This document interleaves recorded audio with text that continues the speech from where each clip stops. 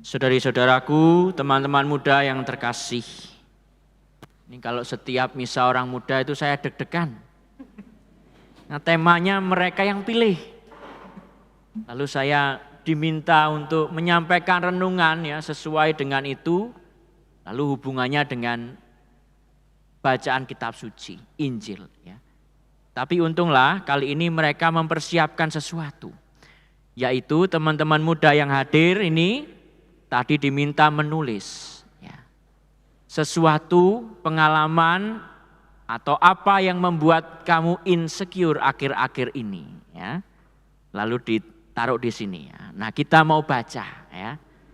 Nah, acak aja ya. Supaya saya enggak kurang bahan gitu. Ya. Oke, nih ada yang menulis begini ya. Apa yang membuatmu insecure? Belum dapat mengeluarkan talenta semaksimal mungkin. Dan belum bisa terbuka terhadap orang lain. Oke. Ada yang mau ngaku ini yang nulis siapa?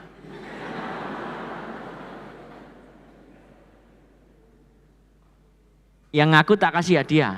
Nah, ayo. Ada yang ngaku enggak? Siapa yang nulis? Ada?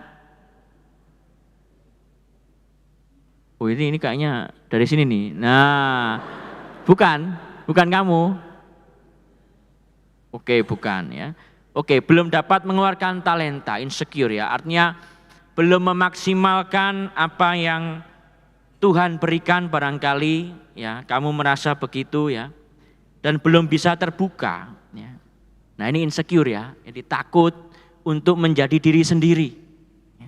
Barangkali dunia atau sosial ya, orang sekitar kita punya tuntutan tertentu ya.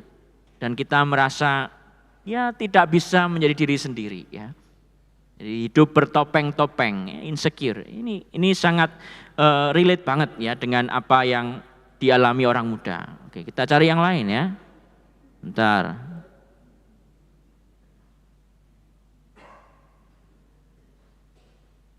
Nah, ini menarik nih, ini lumayan personal nih ya.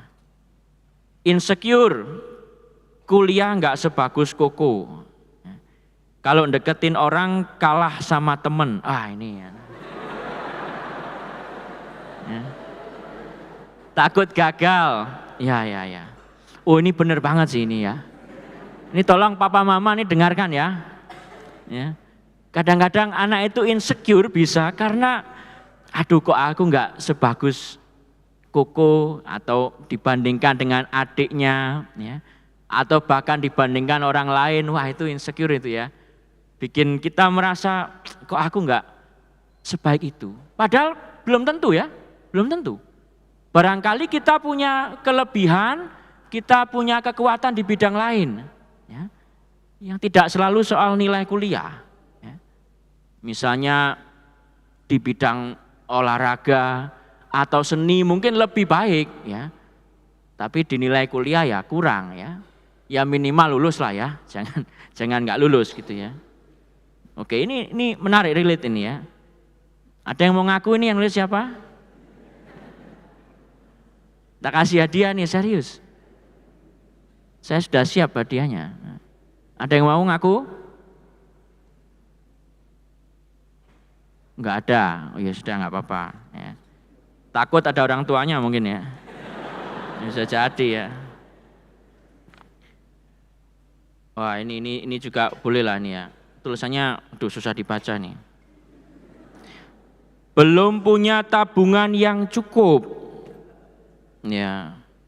Belum memiliki arah hidup dan tujuan yang jelas. Belum mampu mengungkap menyenangkan kedua orang tua, belum bisa memberikan yang terbaik untuk orang tua, lalu terus ditanyai kapan menikah. Wah, ya memang ya ini, aduh, tolong ya, yang suka tanya, aduh, ya. Hidup berjalan seadanya saja. Lalu apa nih? Wah, ini susah dibaca. Ini banyak sekali nih ya. Ada yang mau ngaku nih, siapa yang nulis? Tak kasih hadiah. Kamu Kak? Oh bukan, oh, gini. Ada yang ngaku nih, nulis siapa? Sini tak kasih hadiah, ayo. Siapa yang nulis ini? Banyak ini, nggak mungkin nggak tahu dong. Ada yang nulis? Ada yang nulis? Tidak ada. Oh, hadiahnya nanti untuk yang lain ya. Terima kasih ya, ini saya kira pengalaman-pengalaman kita semua ya. Belum ada tabungan, ya, belum memiliki arah hidup yang jelas ya. Saya kira kita semua bisa mengalami hal macam ini ya. Maka ini boleh menjadi ya refleksi ya, permenungan untuk kita semua. Kita cari lagi ya. Cari lagi. Nah, gini aja khotbah enak ya. Nah ini. Oh baca sini ya, agak susah narinya. Ini salah satu hal yang membuat pikiran karena usia orang tua yang terus bertambah. Dalam nama Tuhan, dengan ini segera Tuhan jawab segala kerinduanku. Ya, maksudnya usia orang tua bertambah tapi belum bisa membahagiakan orang tua gitu ya. Mungkin. Lalu belum mendapat pekerjaan, sudah mau 2 tahun ini berjuang. Wah ini ya teman-teman, cari kerja sekarang susah ya. Ditambah kualifikasi usia saat mencari pekerjaan. Orang tua mau cepat aku menikah, tapi belum mendapat kerja. Wah ini, aduh ini berat juga ini ya. Ini kayaknya nggak bakal ada yang mau ngaku sih kalau ini. Ada yang mau ngaku nggak? Ini siapa yang nulis nih? Hah? Aduh susah banget nih. Aku udah siapin hadiah loh, aduh. Tapi ini kok sedih banget kayaknya. Ada yang mau ngaku ini? Nggak ada? Nggak ada? Siapa yang nulis? Aduh nggak ada yang berani ngaku nih, udah. Terakhir ya, sebelah sini. Sebelah sini terakhir. Makasih ya Pak. Terakhir ya, yang sebelah sini. Oke. Mana lagi? Ntar cari dulu. Oh ini juga mirip ya. Aku insecure karena 32 tahun. Perempuan belum menikah, masih mencari dan terus mencari. Oke, ya. Ini pasti juga nggak mau. Ini kalau ngaku bisa dapat jodoh bisa nih. Ada nggak? Ini tak kenalin. Ada?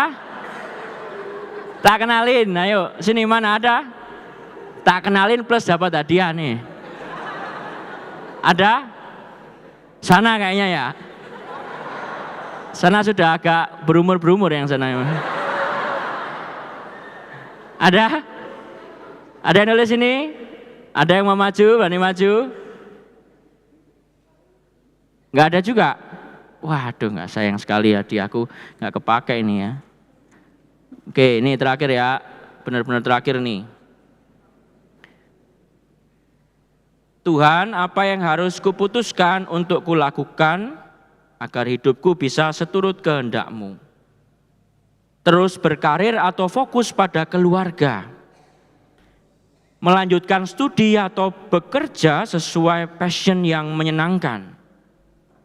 Menikah atau hidup selibat? Wah, hidup selibat aja. Nah, ini. Siapa nih? Ada di sini? Ini tak bantu sini. Mana? Ada yang nulis? Teman-teman? Ada? Siapa yang nulis ini? Lalu bantu aku mengerti kehendak-Mu Tuhan. Nah, ini luar biasa ya. Dan mohon jadikan aku rendah hati, mampu dan kuat untuk mewujudkannya. Siapa yang nulis? Tak kasih hadiah, ayo. Kamu? Oh enggak, kamu ada pacarnya. Bisa jadi loh. Siapa? Ada yang mau ngaku nih nulis siapa? Duh, ini hadiah saya tuh voucher Indomaret 100.000 nggak kepake. Ayo. Nggak ada yang mau. Lumayan nih, tadi yang belum ada pekerjaan tadi loh. Lumayan nih. Ada? Nggak ada, baik. Baik teman-temanku yang terkasih, terima kasih ya atas cerita-ceritamu ini. Bagi saya, hari ini Tuhan Yesus memberikan pesan yang sangat indah dan menyentuh kita. Ya.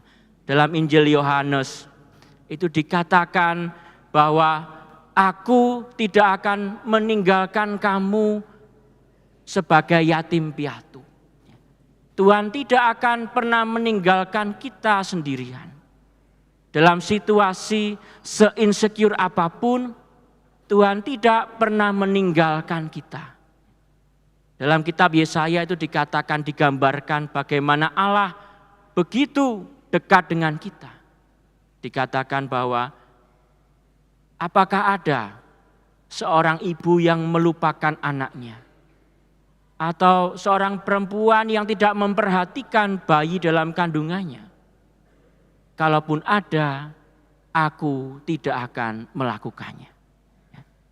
Tuhan tuh sungguh-sungguh ya, ingin selalu bersama kita, menyertai kita. Dan kita disertai oleh Allah dalam Roh Kudus. Itu ya. Itu yang menjadi pesan Injil. Kita disertai Allah dalam Roh Kudus. Para murid itu sebelum menerima Roh Kudus, mereka semua lari ketika Yesus melalui jalan salib dan wafat. Lari semua. Tetapi ketika ketika para murid itu menerima Roh Kudus, itu berubah. Mereka yang takut bersembunyi, kemudian menjadi murid justru yang berani. Berani mewartakan Kristus, berani menanggung segala resiko, berani menghadapi situasi-situasi berat seperti yang kalian alami ini. Saya yakin ini tidak mudah. Saya yakin ini yang kalian tuliskan sungguh-sungguh dari hati. Ini sesuatu yang tidak mudah dihadapi hari-hari ini.